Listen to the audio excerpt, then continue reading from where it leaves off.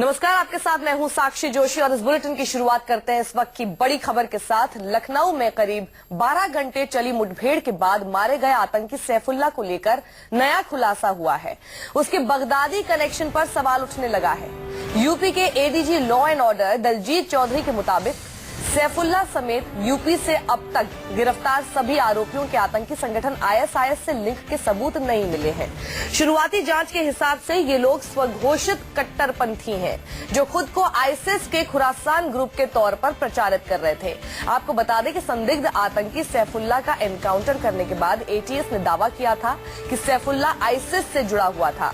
इसके अलावा मध्य प्रदेश के मुख्यमंत्री शिवराज सिंह चौहान ने भी विधानसभा में बयान दिया कि शाजापुर में हुए ट्रेन ब्लास्ट को आईएस से जुड़े आतंकियों ने अंजाम दिया था।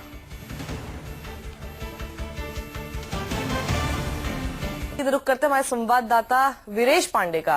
वीरेश, आखिर किन सबूतों के आधार पर, किन प्रमाणों के आधार पर एटीएस और शिवराज सिंह चौहान कह रहे हैं कि ये आईएस से जुड़ा हुआ था, और किन सबूतों के अभाव की वजह से दलजीत चौधरी इस बात को खारिज कर रहे हैं कि इसका कोई कनेक्शन था आईएसआईएस से?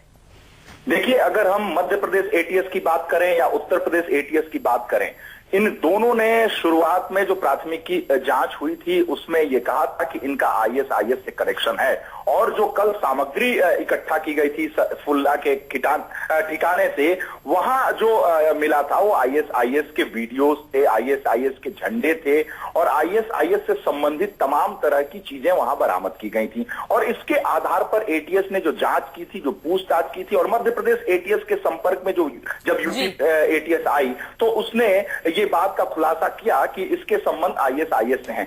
दलजीत चौधरी की जो कल प्रेस कॉन्फ्रेंस हुई उसमें उनका कहना है कि इसका बगदादी कनेक्शन नहीं है, आईएसआईएस का डायरेक्ट कनेक्शन है, लेकिन ये आईएसआईएस के तथा स्वयंभू अपने तरीके से उसको सिंपैथाइजर है। और बात है कि अब सवाल जरूर खड़े हो गए हैं कि आईएसआईएस कनेक्शन इसका था या नहीं था। बढ़ते आगे, यूपी पुलिस कह रही है कि एमपी के शाजापुर ट्रेन ब्लास्ट के संदिग्ध आतंकियों के आईएस से सीधे तौर पर जुड़ने के कोई सबूत नहीं है। वहीं मध्य प्रदेश पुलिस को जो सबूत मिले हैं वो साफ इशारा कर रहे हैं कि इन आतंकियों के तार आईएस से जुड़े हैं। पुलिस अफसरों ने मुख्यमंत्री को संदिग्धों के आईएस से जुड़े होने के सबूत भी दिखाए हैं। आतंकियों ने ब्लास्ट वाली जगह के फोटो अपने हैंडलर के जरिए सोशल मीडिया पर अपलोड किए हैं। धमाके के लिए जिस पाइप का इस्तेमाल किया गया था उस पर भी लिखा है Islamic State, we are in India. Madhya Pradesh police ने पूरी प्लानिंग को डिकोड करने का दावा किया है। बम की फोटो सीरिया भेजी जाने की जानकारी भी पुलिस को लगी है। ये इनपुट एनआईए को दिया गया है। मध्य प्रदेश के मुख्यमंत्री शिवराज सिंह चौहान ने इन्हीं सबूतों के आधार पर आतंकियों के तार आईसिस से जुड़े होने का दावा किया था।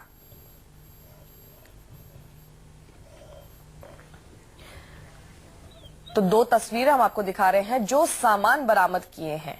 उन सामान में साफ तौर पर लिखा हुआ है आईसिस, और जिसकी वजह से ही, और उसके अलावा भी जो पाइप जिसमें विस्फोट किया गया था उसमें भी ये सब कुछ लिखा हुआ था। हमारे संवाददाता गोविंद सिंह गुर्जर हमारे साथ जुड़ गए हैं। गोविंद, क्या क्या सबूत ऐसे मिले हैं जिसके आधार पर इतना पुख्ता तौर पर मध्य प्रदेश पुलिस कह रही है और साथ ही मुख्यमंत्री भी कह रहे हैं कि आईसिस कनेक्शन ही है?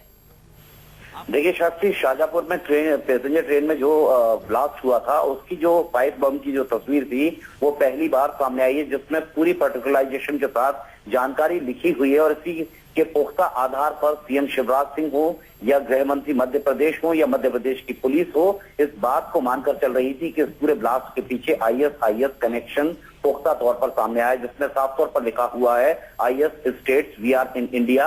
और यही वजह कि सीएम शिवराज सिंह ने यह दावा किया था कि इनका सीधे सीधे कनेक्शन आईएस से था। और पहला इंटरप्रिटेशन जो इन्होंने एग्जीक्यूशन किया था ब्लास्ट करके आईएस ने उत्तर भारत में, तो ये जो सामने आया था इसकी सबसे पुख्ता जो तस्वीर है वो यही थी पाइप बॉम्ब को लेकर, और इसी वजह से ये दावा किया जा रहा था। हालांकि ADG law and order UP ने ये मानने से इनकार किया है, तो बावजूद उसके आईएस से जुड़ी हुई तमाम सबूत वहां से बरामद हुई है। सैफुल्ला मारा गया उसके बाद लिटरेचर वहां से मिला, झंडा वहां से मिला, आईएस से जुड़ी हुई तमाम चीजें वहां से मिली, लेकिन एडीजी इस बात को कहीं से भी मानने को तैयार नहीं। बिल्कुल गोविंद, एडीजी ने कल जो प्रेस कॉन्फ्रेंस की उसमें उनका साफ तौर पर ये कहना था कि हम ये नहीं मान सकते कि वो पूरी तरह से डायरेक्टली लिंक्ड थे आईसिस से। ये हो सकता है कि वो इंस्पायर्ड रहे हो, इंटरनेट पर कुछ इस तरह का उन्होंने लिटरेचर पढ़ा हो जिसकी वजह से वो इंस्पायर हुए, एक संगठन उन्होंने बनाया और उसके बाद वो अपने आप को लाइमलाइट में लाने के लिए आईसिस का नाम इस्तेमाल कर रहे थे, क्योंकि कोई पुख्ता सबूत एडीजी कह रहे हैं हमारे पास ये नहीं है डायरेक्ट कनेक्शन दिखाने के लिए। बहुत बहुत शुक्रिया इस पूरी जानकारी के लिए आपका गोविंद।